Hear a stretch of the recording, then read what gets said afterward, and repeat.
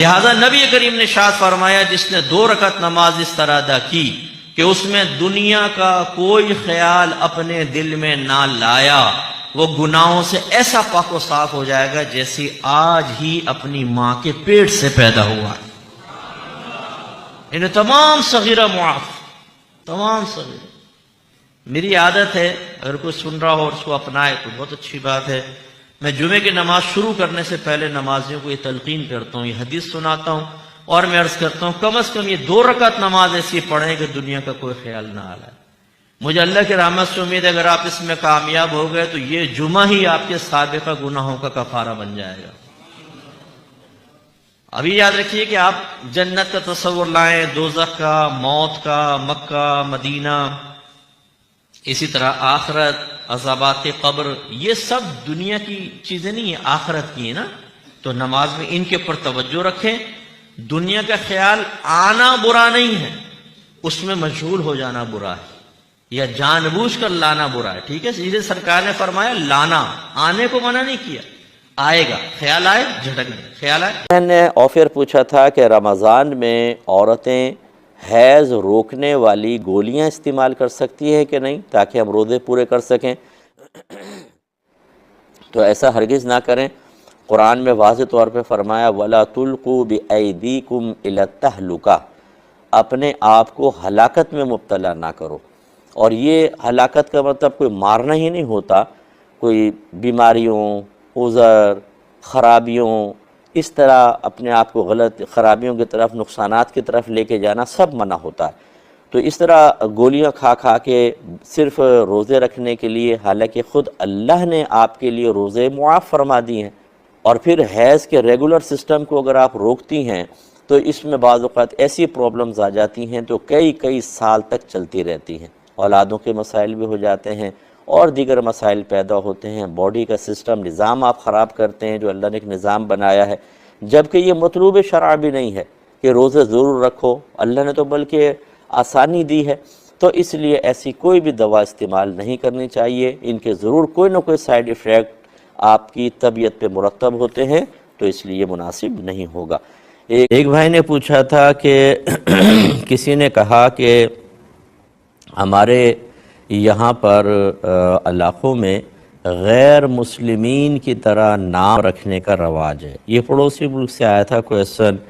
اور وہ کہتے ہیں کہ جی 100 سال پہلے بھی ایسے ہی رائج تھا کہ اسی طرح کے مکس سے نام ہوتے تھے، یہ تو بعد میں نام علیحدہ ہونا شروع ہوئے۔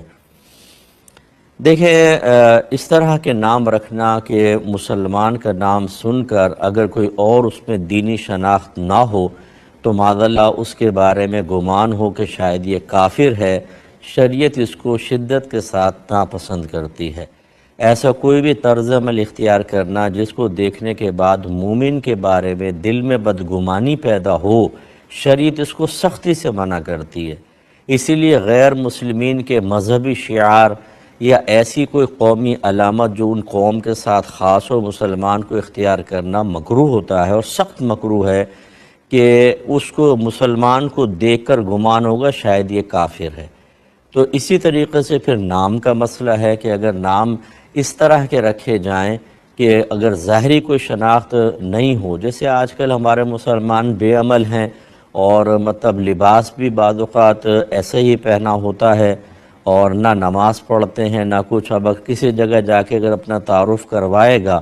اور لوگ اس کو نہیں جانتے کہ یہ مسلم ہے جب تک پوچھے نہیں، تو وہ یہ گمان کر سکتے ہیں کہ یہ کافر ہے، اور اس طرح ہرگز نہیں کرنا چاہیے۔ اسی لیے میرے آقا صلی اللہ علیہ وسلم کے فرمان عالی شان موجود ہیں۔ سرکار نے فرمایا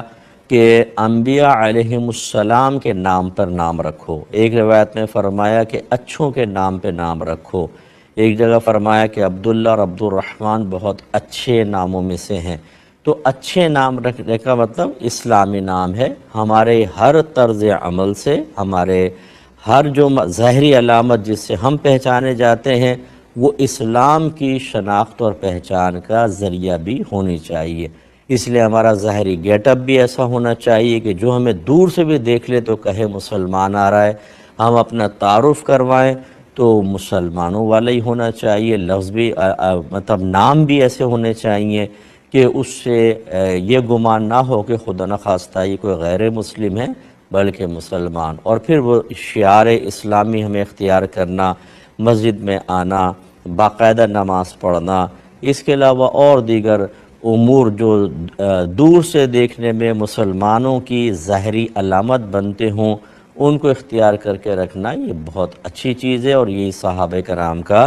طریق رہا ہے. لہٰذا اس طرح اگر 100 سال پہلے ایسی ہوتا تھا تو کیا مطلب ہے کہ 100 سال پہلے اگر خدا نخواستہ شرک و کفر ہوتا تھا تو وہ ہم کریں گے. 1500 سال پہلے کو دیکھ لے کہ میرے آقا صلی اللہ علیہ وسلم نے کیا ارشاد فرمایا.